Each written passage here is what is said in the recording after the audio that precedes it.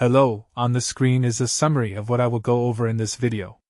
Make sure to watch to the end so you don't miss anything. Creating an X account without a phone number is totally possible in 2026, and I'm going to walk you through the exact steps. Step 1. Go to the X website and click the Sign Up button. You'll see a form asking for your email address, so enter a valid email that you have access to. Make sure it's an email you check regularly because you'll need it for verification. Step 2. Enter your full name and create a username that represents you. Your username needs to be unique on the platform, so try something that reflects your interests or personality. Once you choose it, X will let you know if it's available.